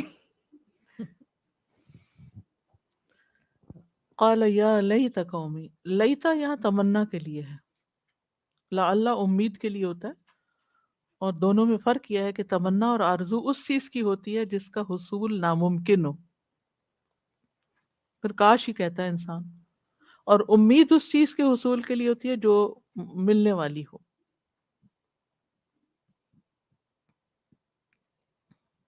تو بہرحال یہ ایک پیغمبرانہ اخلاق ہے کہ پیغمبر اپنی قوم کے خیر خواہ ہوتے ہیں، اور جو پیغمبروں والا کام کرے یعنی لوگوں کی ہدایت کا کام، وہ اس وقت تک کامیاب نہیں ہو سکتا دین دنیا میں، دنیا آخرت میں، جب تک اس کے دل کے اندر لوگوں کے لیے سچی ہمدردی اور تڑپ نہ ہو۔ نیکسٹ آیا، بما غفر لي ربي وجعلني من المكرمين۔ کہ میرے رب نے مجھے بخش دیا اور مجھے باعزت لوگوں میں شامل کر دیا، یعنی کاش میری قوم کو معلوم ہو کہ کن وجوہات کی بنا پر میرے رب نے مجھے بخشا ہے اور مجھ سے گناہوں کو دور کر دیا اور مجھے عزت عطا کی، بخشش بھی اور عزت دونوں چیزیں۔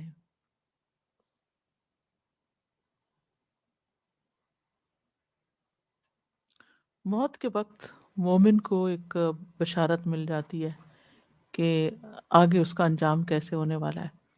جو ہی موت کے فرشتے آتے ہیں نا، تو اگر اچھے فرشتے آئیں اور آ کے سلام کریں، ایتھا النفس المطمئنہ کہیں اور خیر کا معاملہ کریں، تو انسان کو سکون آ جاتا ہے کہ اب میرا انجام اچھا ہے۔ تو اس وقت اس کے دل میں بس شوق پیدا ہو جاتا ہے کہ میں اللہ سے ملاقات کروں۔ تو ایسے بندے سے اللہ تعالیٰ بھی ملاقات کرنا چاہتا ہے، لیکن جب انسان اس وقت موت کے ان فرشتوں کو دیکھتا ہے جو عذاب کے فرشتے ہیں، سختی سے جان نکالنے والے ہیں، تو اس کو پتہ چل جاتا ہے کہ اب آگے میری خیر نہیں۔ تو پھر وہ کہتا ہے کہ کاش میرا اب رب کے سامنے سامنا نہ ہو، میں منہ دکھانے کے قابل نہیں ہوں۔ نیکسٹ آیا، وما أنزلنا على قومه من بعده من جند من السماء من بعده من جند من السماء وما كنا منزلين۔ اور ہم نے اس کے بعد اس کی قوم پر آسمان سے کوئی لشکر نہ اتارا اور نہ ہی ہم اتارنے والے تھے۔ یعنی جب اس کی قوم نے اس کو شہید کر دیا تو اللہ تعالیٰ ناراض ہوئے، اور ان لوگوں نے پیغمبروں کو بھی جھٹلایا تھا اور اللہ کے ایک ولی کو شہید کر دیا، تو پھر اللہ تعالیٰ نے اب انتقام لینا تھا۔ وہ حدیث میں آتا ہے نا کہ جو میرے ولی سے عداوت رکھے پھر میں اس کو اعلان جنگ کرتا ہوں اس کے ساتھ۔ تو اب اس قوم کی شامت کا وقت آ گیا، اور فرمایا کہ ہمارے لیے کچھ مشکل نہ تھا کہ، اور اس کے لیے ضرورت نہیں تھی کہ ان کو عذاب دینے کے لیے آسمان سے کوئی فرشتوں کے لشکر اترتے یا کوئی بہت بڑی قوت لگانی پڑتی۔ انتہائی کمزور سے لوگ تھے، حقیر سے لوگ تھے، اور جیسے کہتے ہیں نا کہ مکھی مارنے کے لیے پستول کی ضرورت نہیں ہوتی، تو ان کو بھی ختم کرنے کے لیے کسی چیز کی ضرورت نہیں تھی۔ نیکسٹ آیا، إن كانت إلا صيحة واحدة فإذا هم خامدون۔ وہ تو بس ایک زور کی چنگھاڑ ہی تھی کہ یکا یک وہ سب بجھ کے رہ گئے، بس ایک چیخ نے ان کو مار دیا، یعنی فرشتے نے چیخ ماری، سب کی زندگیاں بجھ گئیں، جیسے یعنی ان کی زندگیاں ختم ہونے کو آگ کے بجھنے سے تشبیہ دی گئی ہے۔ ایک چیخ سے سب بجھ گئے، بے حس و حرکت، مردہ حالت میں پڑے ہوئے تھے۔ جیسے آگ بجھ جاتی ہے تو بالکل ساکن ہو جاتی ہے، پہلے جب دہک رہی ہوتی ہے تو بھڑک رہی ہوتی ہے، آواز بھی ہوتی ہے اس کی، لیکن جب شعلے ختم ہو جاتے ہیں تو پھر راکھ اوپر آ جاتی ہے، تو ایسے ہی بندے کو جب موت آ جاتی ہے، سانسوں کا سلسلہ ختم ہو جاتا ہے، تو ساکت لکڑی کی طرح پڑا ہوتا ہے، سب کے سب ختم ہو گئے۔ اور یہ بات تو آپ کو معلوم ہے نا، ریسرچ بھی ثابت کرتی ہے اس بات کو کہ سرٹن ڈیسیبل سے اوپر اگر شور ہو تو انسان کی موت واقع ہو جاتی ہے۔ نیکسٹ ہے يا حسرة على العباد ما يأتيهم من رسول إلا كانوا به يستهزئون۔ ہائے افسوس بندوں پر، ان کے پاس جو بھی رسول آیا وہ اس کا مذاق ہی اڑاتے رہے۔ ہر قوم نے یہی حال کیا، یعنی ایسے بندے جو رسولوں کو جھٹلاتے ہیں ان پر افسوس ہی کیا جا سکتا ہے، کیونکہ ان کا انجام بہت ہی برا ہوتا ہے۔ حسرت جو ہے نا، وہ کسی فوت شدہ چیز پر شدید افسوس کے لیے آتا ہے، یعنی ایسی چیز جو ہاتھ سے نکل جائے، چھوٹ جائے اور اس نقصان کی کوئی تلافی نہ ہو سکے۔ اور ایک تکلیف دہ کیفیت ہوتی ہے یہ۔ قیامت کے دن لوگ عذاب دیکھ کر بھی حسرت کریں گے، اور جو کمی کوتاہی، وہ یوم الحسرہ بھی ہے قیامت کا دن۔ ان تقول نفس یا حسرۃ علی ما فرطت فی جنب اللہ، سورۃ الزمر میں آتا ہے نا، ایسا نہ ہو کہ کوئی شخص کہے ہائے افسوس اس کوتاہی پر جو میں نے اللہ کی جناب میں کی۔ یعنی اللہ کے حق میں جو کوتاہی انسان کرتا ہے، قیامت کے دن اس پر افسوس ہوگا، حسرت کا باعث ہوگا۔ سورۃ الانعام میں آتا ہے قالوا یا حسرتنا علی ما فرطنا فیہا، افسوس اس معاملے میں ہم سے کیسی کوتاہی ہوئی۔ ظالم لوگ حسرت کریں گے کاش رسول کے ساتھ دیتے۔ اور پھر اسی طرح جب لوگ جنت میں داخل ہوں گے تو اس وقت ان کو حسرت ہوگی کاش ہم کچھ اور عمل کرتے تو ہمیں اس سے بہتر جگہ ملتی، تھوڑی سی محنت اور کر لیتے۔ نیکسٹ آیا أَلَمْ يَرَوْا كَمْ أَهْلَكْنَا قَبْلَهُمْ مِنَ الْقُرُونِ أَنَّهُمْ إِلَيْهِمْ لَا يَرْجِعُونَ۔ سوری، پچھلی آیت کا تھوڑا سا حصہ رہ گیا۔ ما یأتیہم من رسول الا کانوا بہ یستہزئون، یعنی ہمیشہ سے لوگوں کا حال یہ رہا ہے کہ اللہ نے جب کوئی رسول بھیجا ہدایت کے لیے تو لوگوں نے اس کا مذاق اڑایا، اور یہ سلسلہ آج تک جاری ہے۔ رسولوں کے بعد جو انسان بھی لوگوں کو خیر ہدایت کی طرف بلاتا ہے، اس کو لوگوں کے مذاق اور باتوں، کٹ حجتیوں کا سامنا کرنا پڑتا ہے۔ یعنی اللہ کی طرف جانے اور خاص طور پر اللہ کی طرف لوگوں کو بلانے کا راستہ ایسا ہے، آپ نے دیکھا کہ سوشل میڈیا پہ آپ اگر کوئی خیر کی بات بھی چھوٹی سی شیئر کرتے ہیں نا، کچھ لوگ تو آپ کو ماشاء اللہ واہ واہ کر دیں گے، لیکن بہت سے لوگ اس پر کٹ حجتیاں شروع کر دیں گے، بلیم کرنا شروع کر دیں گے، کوئی نہ کوئی نیگیٹو ریمارکس دیں گے۔ تو یہ ایک روایت رہی ہے ہمیشہ سے۔ تو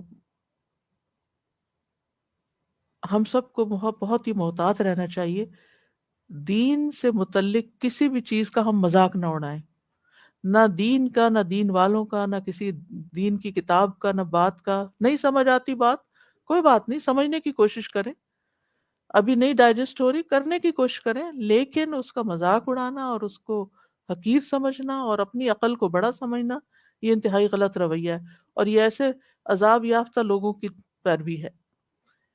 نیکسٹ آیت کا ترجمہ ہے کیا انہوں نے دیکھا نہیں کہ ان سے پہلے کتنی ہی امتوں کے لوگ ہم نے ہلاک کر دیے، بے شک وہ ان کی طرف لوٹ کر نہیں آئیں گے۔ کفار مکہ اور دیگر کافروں کی طرف اشارہ ہے کہ یہ اور ان سے پہلے کی کافر قومیں جو تھیں جنہیں اللہ نے ہلاک کیا، ان میں سے کوئی بھی واپس نہیں آیا۔ کیا یہ عبرت کی بات نہیں؟ کیا اس سے سبق نہیں سیکھا جا سکتا؟ اور کیا یہ دیکھتے نہیں کہ پچھلی کتنی ہی قومیں ہم نے ہلاک کی، اور پھر یہ کہ وہ واپس بھی کبھی نہیں آئیں؟ تو ہر جھٹلانے والی بستی کا یہی حال ہوا ہے سوائے قوم یونس کے۔ نیکسٹ آیا وَإِن كُلٌّ لَمَّا جَمِيعٌ لَدَيْنَا مُحْضَرُونَ۔ محضرون. اور وہ سب کے سب ہمارے پاس حاضر کیے جائیں گے. ان یہاں نافیہ ہے، لما اللہ کے معنوں میں ہے، اور محضرون حاضر کیے جانے والے، یعنی قیامت کے دن. یعنی جو لوگ پہلے گزر چکے ہیں یا آج دنیا میں موجود ہیں یا آئندہ آئیں گے، سب اللہ کے پاس ایک دن میں اکٹھے ہو جائیں گے، کھڑے ہوں گے حساب کتاب دینے کے لیے. تو بنیادی طور پر اہل مکہ کو وَاضْرِبْ لَهُمْ مَثَلًا أَصْحَابَ الْقَرْيَةِ مثال دے کے اس بستی کے حال سے سمجھایا گیا، اور پھر آخر میں پھر توجہ دلائی گئی کہ انہوں نے دیکھا نہیں کہ اس بستی کا اور ایسی اور بستیوں کا کیا حال ہوا، کیا یہ بھی اسی روش پہ چلتے رہیں گے اور ایسا ہی انجام چاہتے ہیں اہل مکہ اپنے لیے. تو سمجھانا مقصود تھا. وآخر دعوانا ان الحمد للہ رب العالمین. سبحانک اللہم و بحمدک، اشہد ان لا الہ الا انت، استغفرک و اتوب الیک. السلام علیکم ورحمۃ اللہ وبرکاتہ. اللهم صل على محمد وعلى آل محمد كما صليت على إبراهيم وعلى آل إبراهيم إنك حميد مجيد. اللهم بارك على محمد وعلى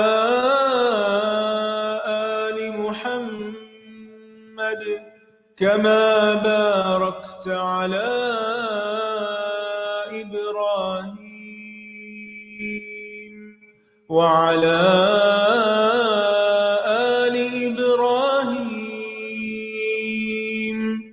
إنك حميد مجيد.